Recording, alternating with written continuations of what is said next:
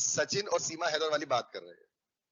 आज हमारे देश में नागरिकता या तो जन्म से मिल सकती है, बताऊंगा अभी, उसे पढ़े ही नहीं हो। जन्म के आधार पर मतलब अगर बच्चा भारत में जन्म ले, तो जैसे ये बता रहे सीमा हैदर के जो बच्चे उसके साथ में हैं, तो भारत में जन्म नहीं लिया, वो जन्म से नहीं हो सकते। एक है वंश क्रम से, अगर कोई बच्चा भारत में जन्म नहीं लेता है और उसके माँ बाप अगर भारतीय हैं, तो उसको भारत की नागरिकता मिल सकती है।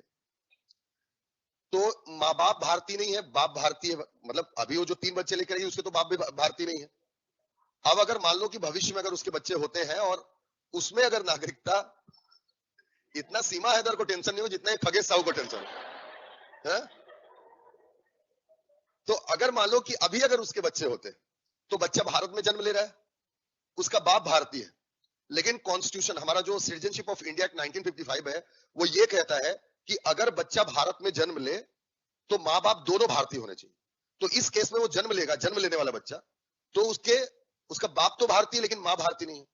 तो दूसरा क्लॉज ये कहता है कि अगर मान लो दोनों में से कोई एक भारतीय नहीं भी है, तो जो भारतीय नहीं है वो भारत का वैध प्रवासी होना चाहिए, लीगल माइग्रेंट होना चाहिए। सीमा हैदर इलीगली आई है ना, इलीगल माइग्रेंट है वो। अब उसके ऊपर क्या कैसे चलेगा, भारत सरकार क्या निर्णय लेती है वो तो अलग बात है, लेकिन प्रेजेंट सिचुएशन के हिसाब से जो अगर भविष्य में बच्चा पैदा होता है उसको भी भारत की नागरिकता नहीं मिलेगी, ठीक है।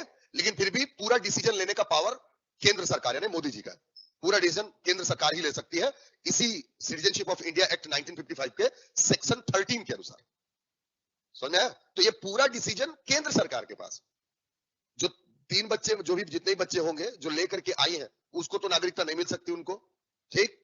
दूसरी बात यह है जो अपकमिंग जो भी बच्चा हो तो उसको भारत की नागरिकता नहीं मिल पाएगी उसको भी, क्योंकि अभी की स्थिति में जो सेकंड काउंटर पार्ट है, माता और पिता में से एक माता जो है वो भारत की वैध प्रवासी नहीं है, इलीगल माइग्रेंट, समझ आया।